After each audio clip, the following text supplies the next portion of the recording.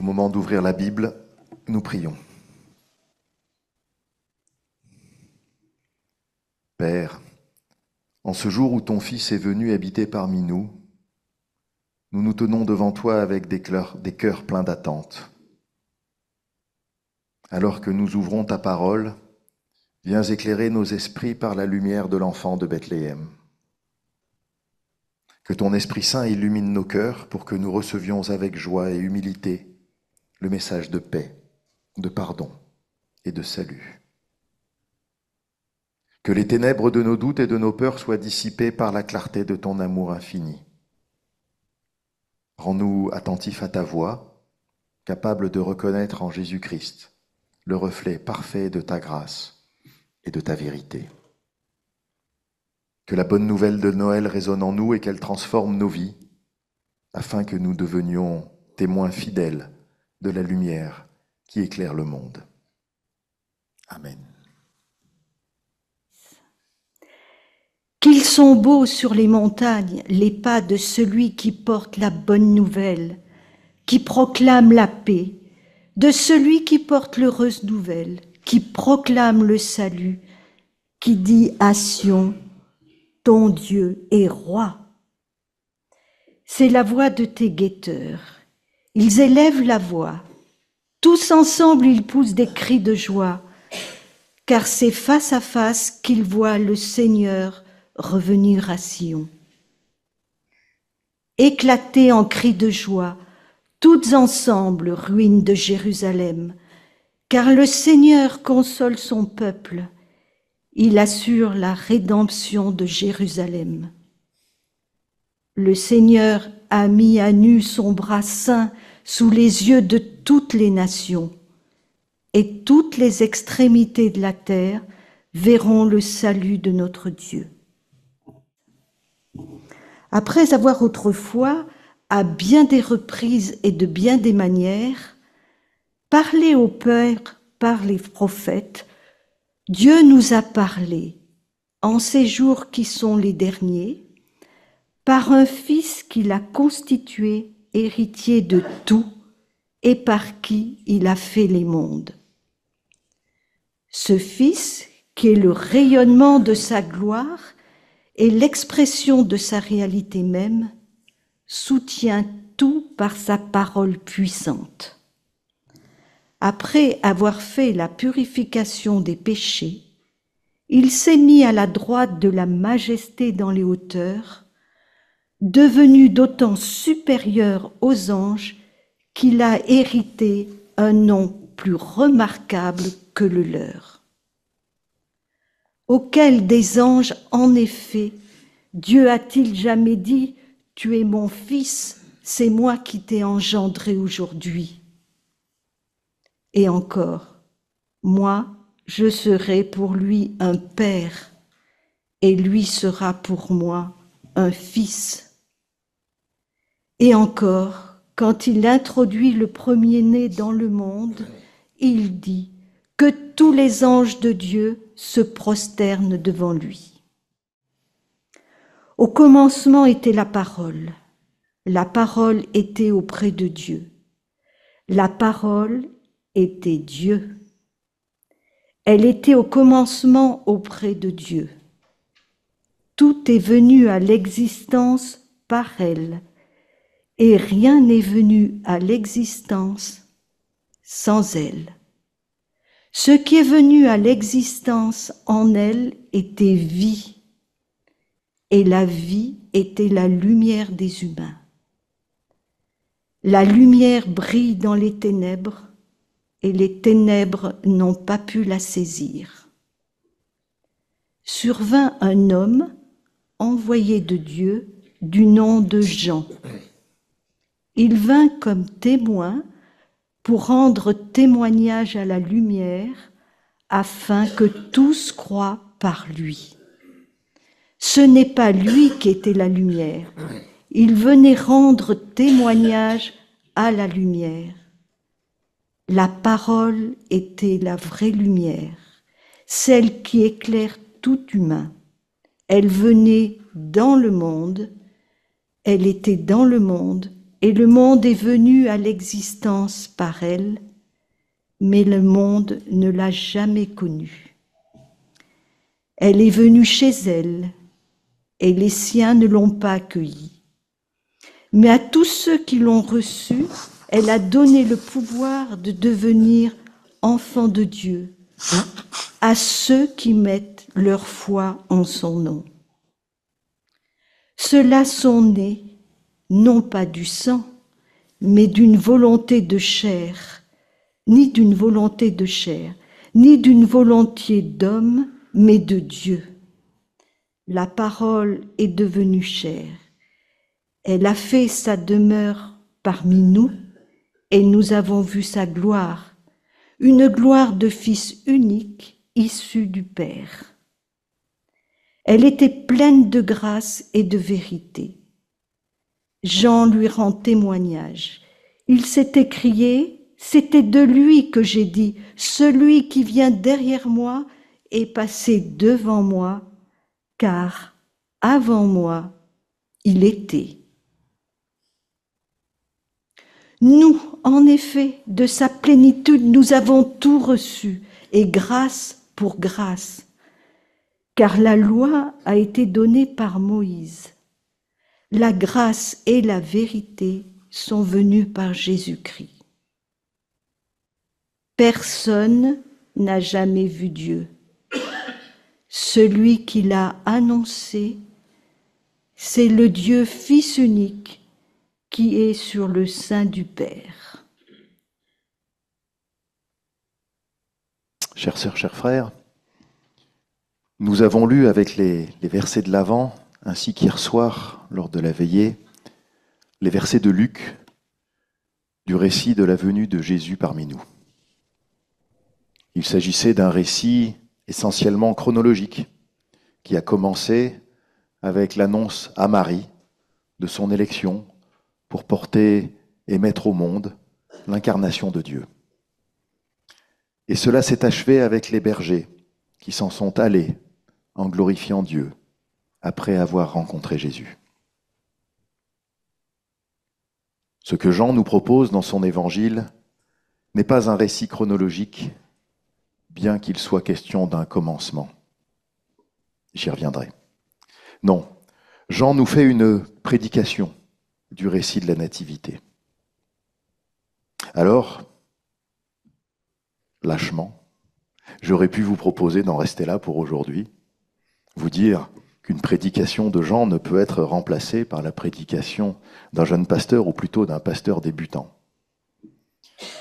Mais Jean a ceci de particulier qu'il nous offre des prédications tellement riches de sens et profondes théologiquement qu'elles nourrissent elles aussi de nouvelles prédications. Alors je me suis mis à la tâche et je vous propose de réfléchir à certains aspects de ce prologue de l'Évangile selon Jean. Certains uniquement parce que quasiment chaque verset pourrait faire l'objet d'une prédication.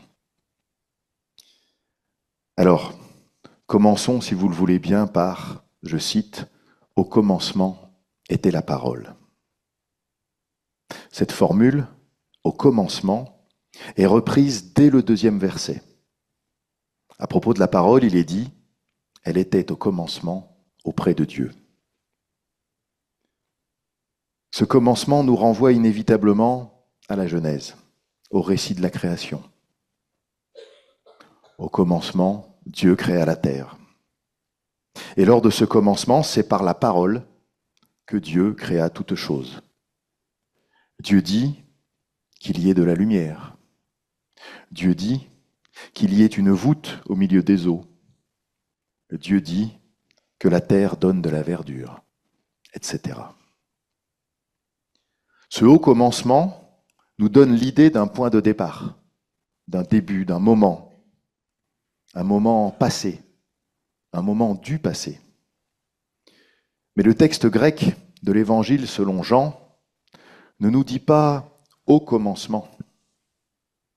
Il nous dit « en arché », à traduire par « en commencement », voire « en commençant ». Alors cela peut être Cela va peut-être vous sembler insignifiant, mais je crois au contraire que c'est important et que cela accroît le sens et la puissance de la parole, ou plutôt que cela ne la cantonne pas au passé, à un seul moment du passé. La parole est et reste toujours au commencement de toute chose. Tout commence par la parole.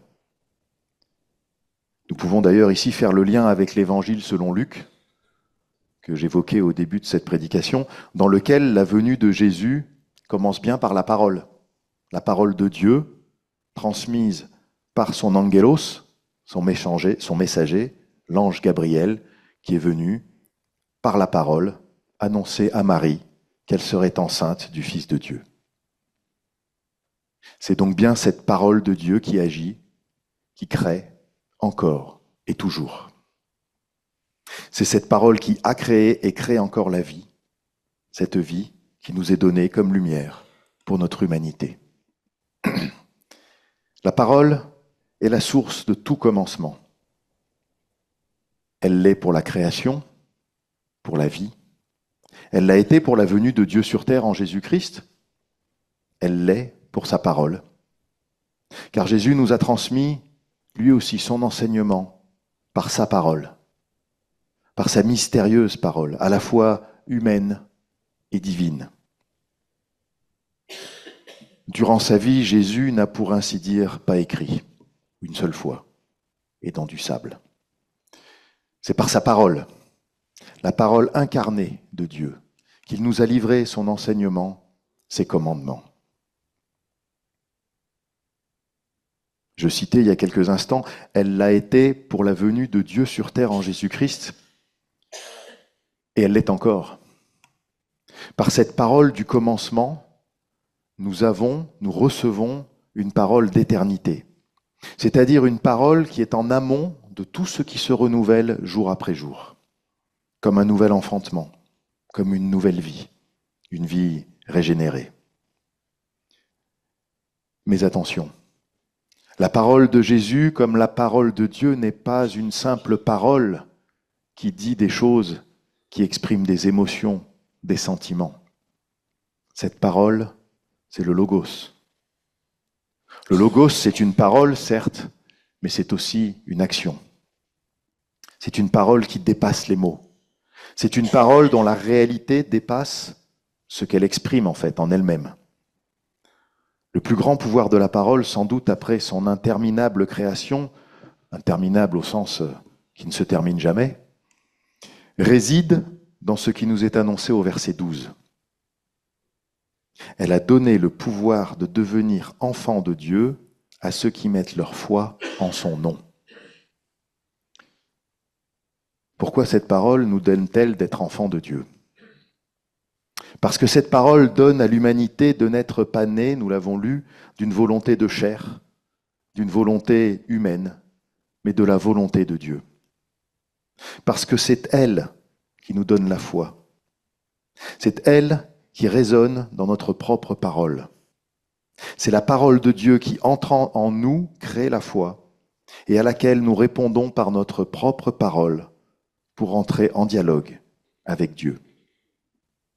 Un dialogue, lui aussi évidemment créateur, car il nous édifie et nous assure dans la certitude de l'espérance et de la grâce. Et c'est précisément parce qu'elle est devenue chair en Jésus que nous ne devons pas oublier qu'elle produit l'étincelle de lumière qui donne vie à notre propre chair. Jésus est à mes yeux l'illustration parfaite et absolue de ce qu'est le Logos. Il a fallu plus de 400 ans après la mort du Christ pour parvenir à définir ou à tenter de définir ce que le Logos incarné était. Il a fallu plus de 400 ans au Père de l'Église, à ses premiers théologiens, pour éclaircir ce mystère et nous dire, lors du concile de Chalcédoine, en 451, que Jésus-Christ est une seule personne en deux natures, sans confusion, sans changement, sans division, sans séparation. Autrement dit, Jésus est 100% homme et 100% Dieu. Un être à 200%. Les scientifiques présents, s'il y en a dans le temple, doivent être un peu dubitatifs. Revenons sur ces 4 éléments, sans confusion, c'est-à-dire sans permettre de rendre son humanité et sa divinité indiscernables l'un de l'autre, sans changement. C'est-à-dire que chacune des 2 natures n'est altérée, transformée ou influencée par l'autre. Sans division. C'est-à-dire que les 2 natures du Christ ne sont pas séparées dans leur fonctionnement ou leur être. Il n'y a pas 2 Christ agissant, indépendamment l'un de l'autre, l'un divin et l'autre humain. Jésus agit toujours comme une seule entité homogène. Et enfin, sans séparation, bien que distinctes, les 2 natures ne peuvent jamais être isolées l'une de l'autre après l'incarnation. Jésus reste éternellement Dieu et homme, même après sa résurrection. Je trouve cette définition de Jésus parfaite pour nous expliquer ce qu'il est en tant que logos. Je dis parfaite justement parce qu'elle est difficile à conceptualiser. Je ne suis pas sûr qu'après ce que je vous ai dit, tout soit très clair. Ça ne l'est pas pour moi non plus, rassurez-vous. Et c'est pour ça que c'est parfait. C'est difficile à conceptualiser pour nos esprits humains, pour la rationalité de nos esprits. C'est aussi difficile à conceptualiser que cette idée de parole créatrice qui dépasse ce qu'elle exprime. Alors à Noël, nous avons bien souvent devant les yeux et dans nos cœurs cette image d'un enfant, d'un petit bébé qui vient de naître.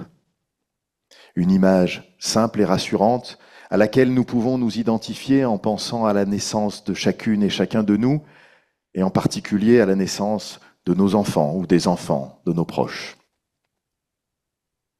Mais ce que nous célébrons aujourd'hui, ce que nous fêtons, va bien au-delà. À travers l'incarnation de Dieu en Jésus-Christ, nous vivons l'éternité de la parole et son pouvoir créateur. Nous vivons le mystère du Logos à travers la double nature du Christ.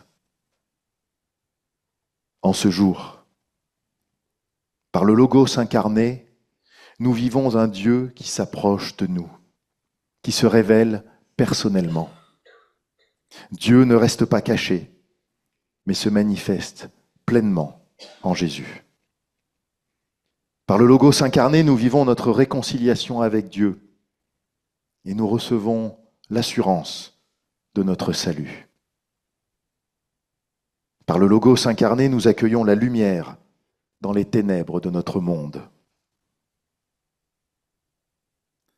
Chères sœurs, chers frères, en reconnaissant Jésus comme le Logos, nous ne sommes pas seulement invités à accueillir un nouveau-né. Nous sommes invités à écouter la parole vivante de Dieu.